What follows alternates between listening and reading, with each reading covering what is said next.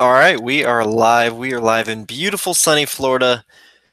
And fight fans, I'm going to be breaking down UFC Fight Night or UFC on Fox 26. Robbie Lawler versus Rafael dos Anjos in Winnipeg, Canada. Pretty good card, man. I kind of find it a little hard from a betting perspective. I think there's so many even fights. Um, I have 4 plays for this weekend. It's within three fights though. I have 2 bets in the same fight. I feel like the odds are off in both those picks within the fight. Excited to talk about that one. But yeah, I have 4 bets right now. Just gonna be sticking with that. Just the 4 fights, the 4 plays. Don't really see anything else that interests me, even if odds get a little better. I sniped a line I'm very happy about this morning.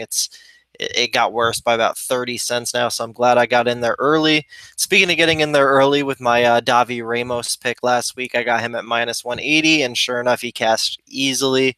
I did profit plus 1.19 units last week for Fresno. That was, yeah, for Fresno. And yeah, Marab Dvalishvili, that robbery was absolutely disgusting. It was a 5 unit swing for me, man. I had 3 units on him to win 2 units. Unfortunately, that didn't come through. The judges didn't see it the same way I did, and the same way that most people did. But it is what it is. It was still a winning night, and we're gonna keep it going here, man. 4 plays, 12 fights. The DraftKings salaries just came out, so I was kind of fucking around on there, making a couple lineups. There's some prices I really like on DraftKings. I'm going to be playing those guys, some lines I think that are off. So let's break down this whole 12 fight card, man. So first up on the night, we got Nordine Taleb minus 150 taking on Danny Hot Chocolate Roberts plus 120. Definitely think Nordine should be favored here. I think that's correct. Um, Maybe even a little more, if anything. I just feel like this is a fight that's going to be taking place a majority on the feet, and I think Nordine Taleb is not only the much sharper, more technical striker. I think he has more pop behind his punches. I think he's built better for the division. I think over in TriStar they're going to give him a nice little game plan. It just seems like Danny Hot Chocolate Roberts. He comes in here against these guys like Bobby Nash and Dominique Steele, and yeah, he beats them, but not very convincingly, man. He gets hit a lot. He has a questionable chin, and I just don't at this point in the game. I just don't think the guy is really gonna be anything, and I think Nordine Taleb is a real tough matchup for him. He's only like 8,300 on DK, which I like that a lot. That's a little bit better than the betting odds of minus 150. But I'm even if Nordine gets better, I'm already set on this card. I already got 9 units risk because yes, I do have a max bet on the card. But yeah, I'm going to be passing from this fight from a betting perspective. Actually, didn't even look at the totals.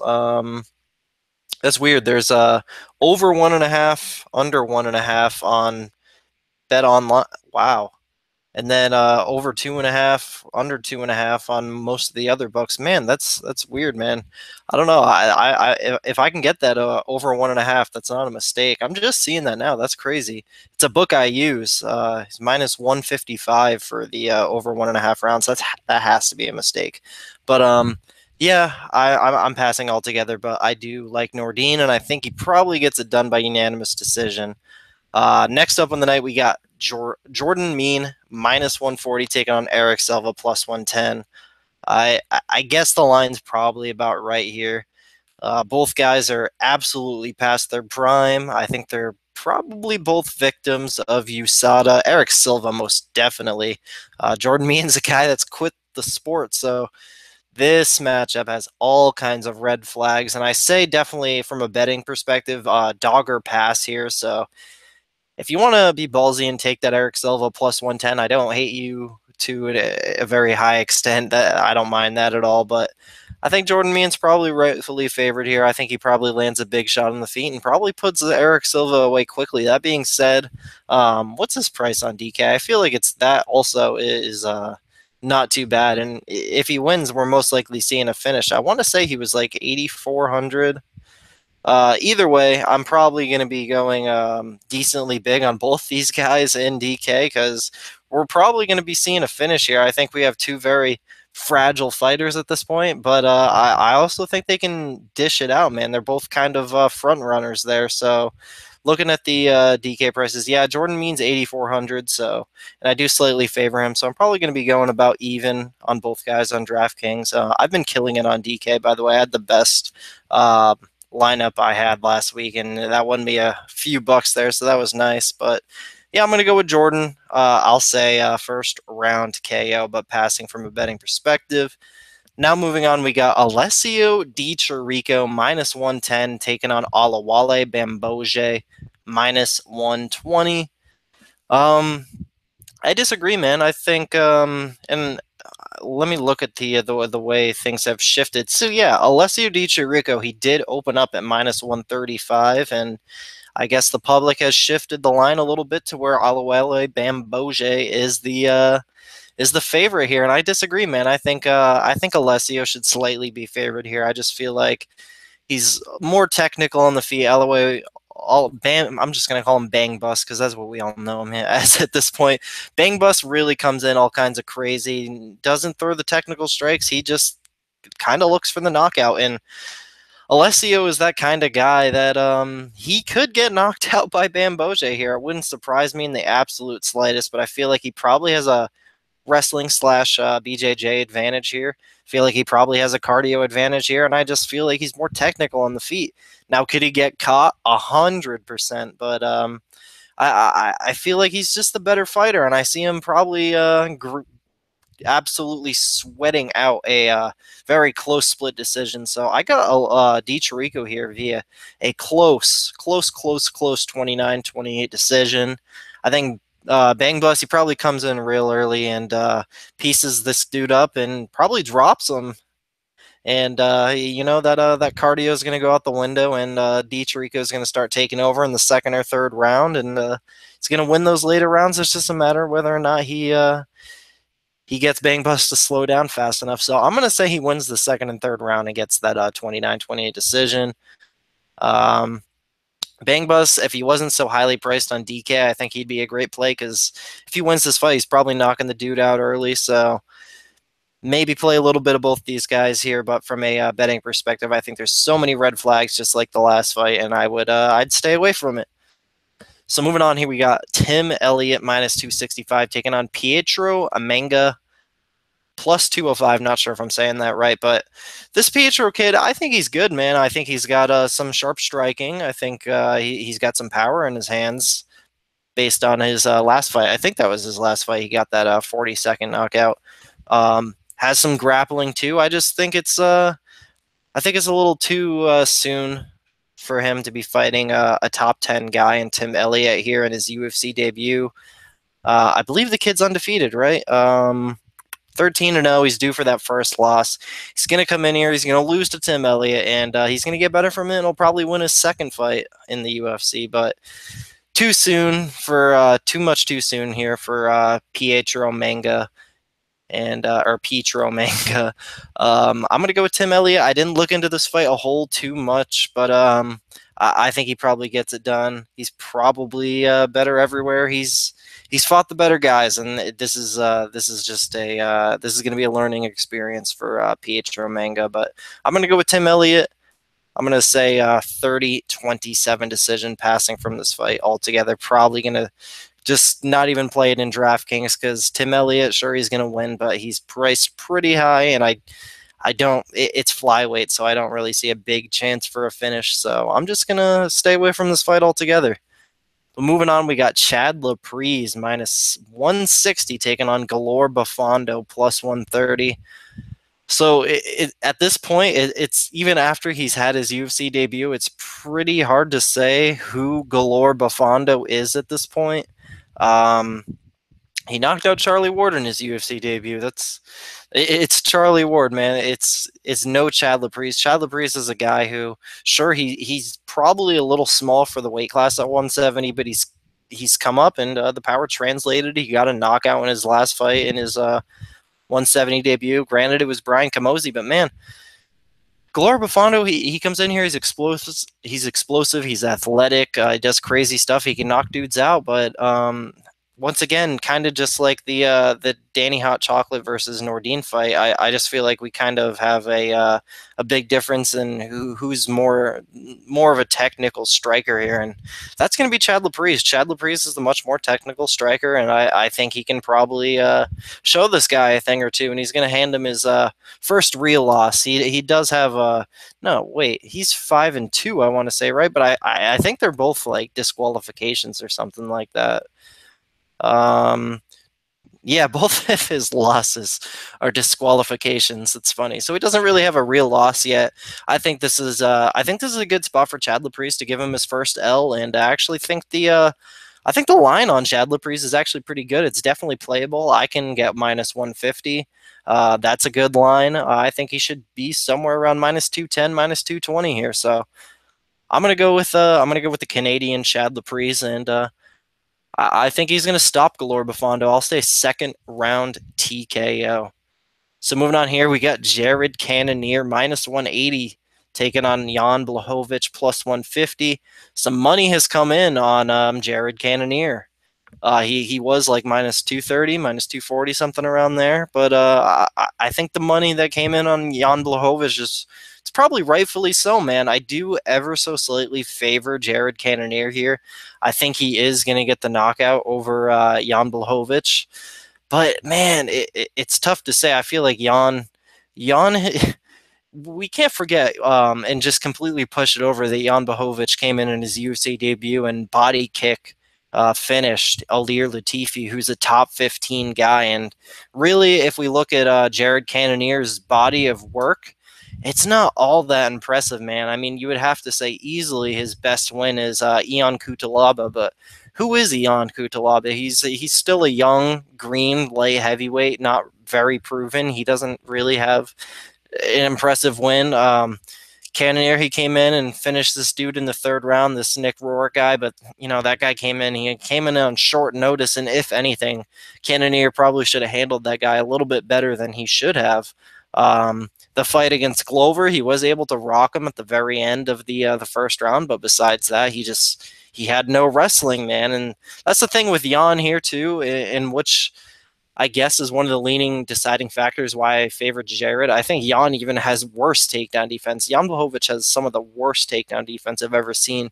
He just has nothing for some of these guys. Now, he was able to come out and get that win on Devin Clark last time, and I guess that's probably the reason why this recent money has come in on Jan Blachowicz, because he can still go out there and get a finish over a decent guy. And I do rank Jared Cannonier a little higher than Devin Clark, which is why I'm going to pick him, but not all that higher, man. I'm just not completely sold on Jared Cannonier. I know my boy Justin of UFC Bro Picks, he just posted a bet. He put 3 units on Jared, and I wish him the best of luck.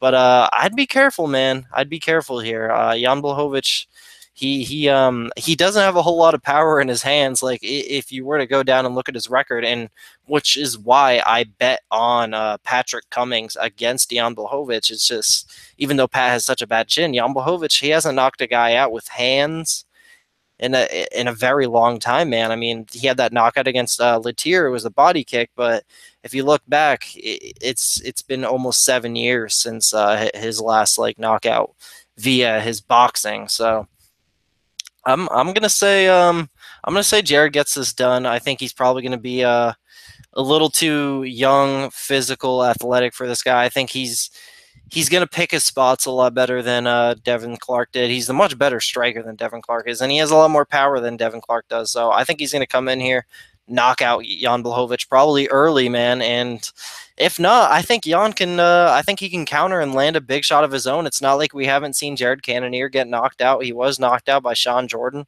I know that that was at heavyweight, but the dude can get cracked, man. So that being said, since the line was so good, I put 1 unit on the under 2.5 rounds. I thought it was going to be set at 1.5 rounds, but we got under 2.5 rounds at plus money, so I had to put 1 unit on plus 135 here. So I got the under. I think we see a finish, and I think it's going to be Jared Cannonier, but I can't trust Jared Cannonier with a bet here, and I don't want to put the dog money on Jan Blachowicz just because he's a guy I don't want to have my money on just to say it, as simple as that, man. So I'm going to go with Jared Cannonier, and I'll say second round knockout.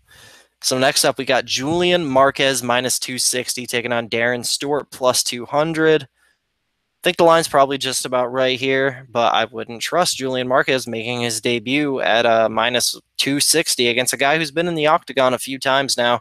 Granted, this guy Darren Stewart, he's shown nothing to be but a kind of a big disappointment. He came in and he was putting it on Francimar Barroso in his UFC debut, and then I guess there was I always forget what the illegal strike was, but it was obviously a no contest. I think it was an eye poke, but and then he came out and in his home country in England against Barroso, came in as like a minus 200 favorite and completely shit the bed, lost that fight, and then he took on another debutant just a month ago in Carl Robertson, and he got smashed in the first round. So that being said, I think against another up and coming guy making his UFC debut, I think he gets steamed in the first round here. So I think Julian Marquez wins this fight via first round knockout.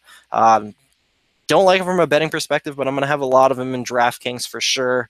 I think he gets the job done. First round knockout. Julian Marquez, not much more to say. So next up, we got. I'm so excited for this, man. Let me make sure I'm not skipping any of these other prelims before I get into this one because I wanted to save this one for last. So like I said earlier, man, I do indeed have a max bet for this card. We got Abel Killa Trujillo minus 205 taking on John Makdessi plus 165. I came in as soon as the odds got released, and I did manage to snipe 5 units. Abel Killa Trujillo at minus 175 to win 2.85 units. So a lot of reasons for this, man. I like it a lot, and I'm kind of gonna go off on a little tangent here on why I so heavily favor Abel Killa Trujillo. So first of all, I'll start with John Makdessi. So John Makdessi, his last fight was against Lando Venata a year ago. So starting off the bat, we got a fighter coming off a brutal knockout and quite a long time ago, over a year ago. So we got the layoff and coming off of a knockout.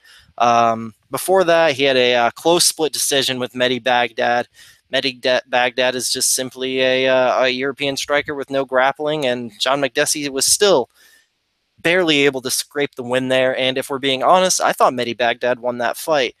Before that, he lost to Yancy Medeiros, who, again, was another striker and a good striker in Yancy Medeiros, but Yancy Medeiros doesn't have a whole lot of wrestling in his game. And then the fight before that, Donald Cerrone just completely blasted him, broke his jaw in the second round, made him quit mid-fight. And then the last one I want to talk about before that was Shane Campbell. That was his last real win, in my opinion. He was able to knock him out in the first round. But if you're just going and kind of wiki capping these fights and not really watching tape, you would know that Shane Campbell was absolutely piecing up John Makdessi there in the first round before Makdessi pulled out that knockout. And then, of course, before that, he lost to Alan Patrick, Anthony Njokuani, and Dennis Hallman. We're dealing with a jobber here in John Makdessi, and not even to mention all the stuff that John Makdessi has going outside of the octagon. I know it was a little while ago now, but his Fear the Fighter business that he had going on, the management company that apparently wasn't paying out all the fighters, and all kinds of guys were coming at Makdessi because he's listed as the president or the owner or one of those two. All of these fighters were coming at Makdessi, filing lawsuits at him. So he's just has all kinds of stuff going on. I feel like he's just showing up to these fights for a paycheck, man. I don't feel like his heart's in the game. So then turning here on the other side to Abel Trujillo. First, I want to say Abel Trujillo, he does have 3 losses in the UFC, sure. But if you look at who these 3 losses are against, guys, Khabib Nurmagomedov, decisioned. Tony Ferguson, he submitted Abel Trujillo. So Khabib and Tony Ferguson. And then the most recent, his last fight against James Vick. James Vick was able to submit him. Arguably 3 top 5 guys, man. James Vick obviously is he's rising through the ranks. He's just knocked out Joe Duffy. So Abel Trujillo has only lost to serious competition in the UFC, man. So what is Abel Trujillo good at, man? Like what is his weak spots? What's his high spots? So obviously he has insane power. The dude's built like a brick shit house. He comes in, he bangs, he knocks fools out, and it has been a little while since he got one of those knockouts. But look at who he's fighting. He's fighting guy. He hasn't fought anybody with a questionable chin in quite a while. He's fighting all these durable dudes like Tony Ferguson and even Jordan Rinaldi. Man, he's a tough guy. James Vick. This is the first time Abel's had a guy in front of him that has a weak chin, and we know John Makdessi has a weak chin after that vicious Lando Venata KO of the year last year, after Donald Cerrone broke his jaw in the octagon and made him quit mid-fight. Abel Trujillo is going to come in here. He knows he has a good fight in front of him. He's going to come out and he's going to knock John Makdessi out cold, man. He's going to break that jaw once again. And let's say, because John Makdessi, his strength is his striking. He's a kickboxing champion. He's got decent striking. Let's say if the striking isn't going well for Abel Trujillo, let's say he starts gassing out. Let's say for whatever reason it's just not his night and Makdessi is just outstriking him from the bat. Let's say that happens. I think it's very unlikely, but if it does, Abel Trujillo is a pretty decent wrestler, man. You go back and look at that James Vick fight. He was able to get him down. He won the first round, and he's got that NAIA wrestling background. He's a damn good wrestler, and he's a strong wrestler as well. Obviously, when you watch him get thrown around by Khabib Nurmagomedov, you wouldn't think he's such a great wrestler, but we just know Khabib is such a beast. John Makdessi, he doesn't have great takedown defense to begin with, so even if the striking does get a little hairy, I'm happy to know that we have that wrestling backup. But this is going to be a first round knockout for Abel Trujillo. So 5 units, minus 175 to win 2.85 units. That's my big play of the weekend. So moving on, man, we got Josh Emmett plus 235 taking on Ricardo Lamas minus 275. I think the line's just about right, man. I think Ricardo definitely should be heavily favored here. I was talking about possibly betting him before the odds came out, but the odds just weren't what I wanted, man. And I'm glad I didn't just jump on him when I could have at minus 230. I'm glad I waited and saved my big money for Abel Trujillo at minus 175. And, Ricardo Lamas, he definitely should be favored here, but he could easily lose this fight, man. It's not like we've seen him get knocked out before. And Josh Emmett, he's a guy, he dropped down a weight class to 145. He's a massive 145-pounder. He does have pop behind his punches, and Ricardo Lamas is at the back half of his career, man. So would it completely shock me if Josh Emmett went out there and knocked out Ricardo Lamas? No. But I think we really are kind of just talking about a puncher's chance here. And when we're talking about puncher's chances at such a low weight class like 145, 35, 25, I tend to not favor the puncher's chance, not so much, other than, for example, Nagano and Overeem. That's kind of a puncher's chance thing. We know Overeem's the much sharper striker, but Nagano's got the power, man. So yeah, and that's a heavyweight class, so obviously that translates a lot more than these lower weight classes. I don't think the puncher's chance is going to happen as much as it does in these heavyweight classes. And not only that, man, Ricardo Lamas, he's got damn good wrestling. He's got damn good boxing. He just changed Jason Knight's life around. Obviously, we saw that guy isn't the same anymore. So I got Ricardo Lamas, man. I think he can outbox Josh Emmett, and I think he can even take down Josh Emmett if he even wants to. So I got Ricardo Lamas. 30-27 decision. So moving on, we got Glover Teixeira plus 140 taking on Misha Cirkunov minus 160. This is the fight I got 2 plays on, man. So first play I made, I put 1.5 units on the under 1.5 rounds. So the reason I put that little bet on the under 1.5 rounds is, if you go back and look at these guys' records in the UFC, 80% of Misha Cirkunov's fights have gone under 1.5 rounds. Roughly around 65% of Glover Teixeira's UFC fights have gone under 1.5 rounds. You also have the facts that Misha Cirkunov's chin and Glover Teixeira's chin, they're both pretty questionable at this point. And it's also a fact that both these guys pack some big power in their punches, man. Both guys are underrated power punchers. So I think for all those reasons being said, I think the under at plus money, I think the line should be reversed. I think the under 1.5 should be set at minus 155. So put 1.5 units on the under there. And then when it comes to the actual matchup, I put 1.5 units on Glover Teixeira plus 130 as well. I guess I should have waited because it's plus 140 now, but I like the dog price on Glover Teixeira here. I think it was initially set by the bookies at minus 155 for a damn good reason. I mean, Glover Teixeira is a much more proven guy. He's came in here and he's actually beaten top 5 guys. Misha Cirkunov, his best win is Nikita Krylov. If we're being honest here, man. And not only that, we're just seeing for the first time now that Misha Cirkunov is, he got absolutely flatlined by Volkan Oezdemir. And when these guys get knocked out for the first time, there's always the chance that they might never come back the same. And I think that could be the case here. You can argue that this is an even, I don't want to say a step up from Volkan Oezdemir because obviously Volkan's a higher rank than Glover. But if we're being honest, I mean, I think Glover Teixeira might even be a tougher fight when it comes to actual experience in the octagon and being in there with those high competition guys. I think the UFC experience for Glover is going to pay off. I think the striking might neutralize. I think we're going to see these guys stay on the feet the whole time. That's another reason why I like the under. I do see this fight staying on the feet, and both guys have power in their hands. I think either guy really could drop, but I want my money on the plus money, and I trust Glover Teixeira for all the reasons I said, the UFC experience, Misha Cirkunov getting knocked out for the first time. So I'm hoping at least one of those bets can cash. I'm hoping at least either the under or Glover can cash.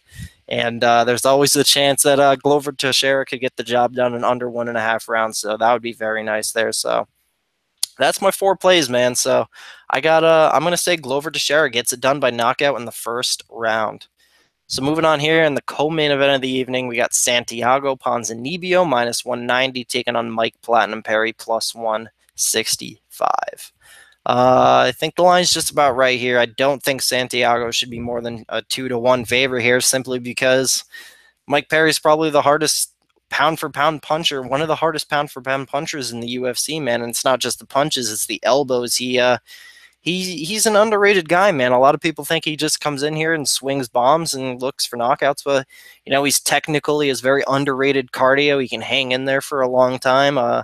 Alan Jouban was the only guy to figure him out so far in the UFC. He was able to keep distance and strike Perry up, and I think Santiago Ponsinibbio can absolutely take a page out of the Jouban game book here. So I think Santiago can absolutely land the better strikes over the course of 3 rounds here. Stay away from the big power and jab Perry up and kick Perry up. So I'm going to go with Santiago, and I'm going to say he gets it done by 30-27 decision, obviously passing. And when it comes to a betting perspective, you can't hate on a dog. You can't hate on a dog money or a dog price on DK on a guy like Mike Perry with gigantic power who could get you a shit ton of points, land the big shot early, and shock the world here. And I just don't think it's going to happen. Santiago is just the better striker. One does not simply knock out Gunnar Nelson in the first round, eye poke or not. So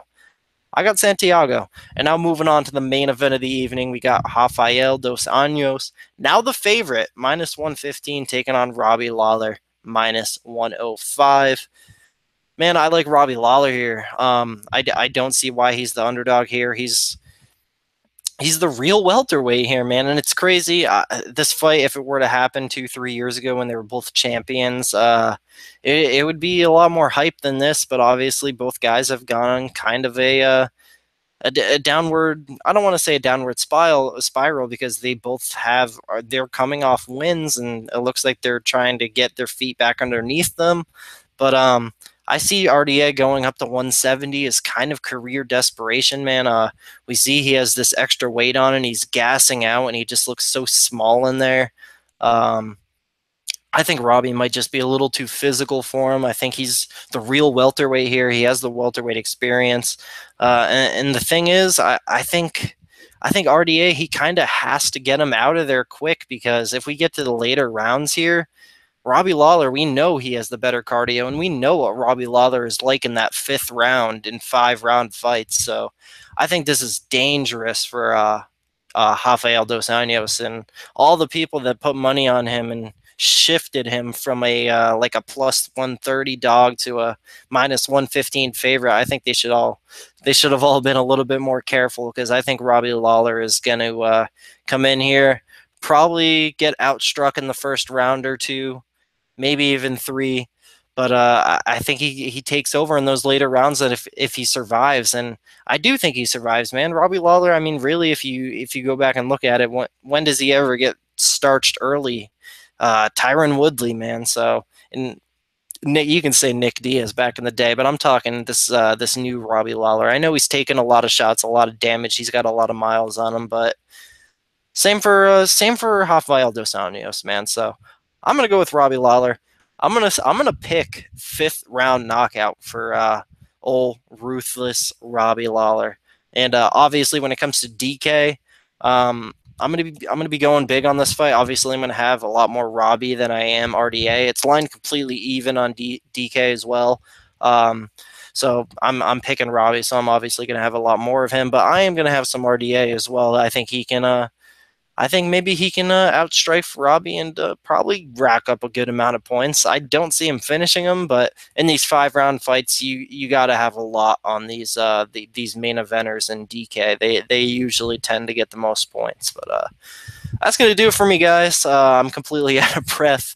That's gonna be the whole 12 fight card.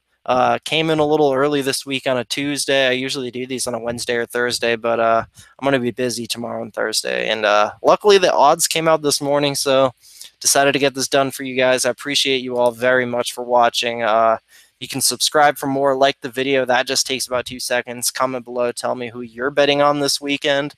You can follow me on Twitter at MMAKelton. I'm down to talk fights with just about any of you guys. And that's gonna just about do it for me, man. I'm hoping to make it 3 winning UFC events in a row this Saturday in Winnipeg, and then close out the year strong for UFC 219. I already have so many confident leads for that card, and I'm pumped for it, man. So thank you guys all for watching, and enjoy the fights this weekend.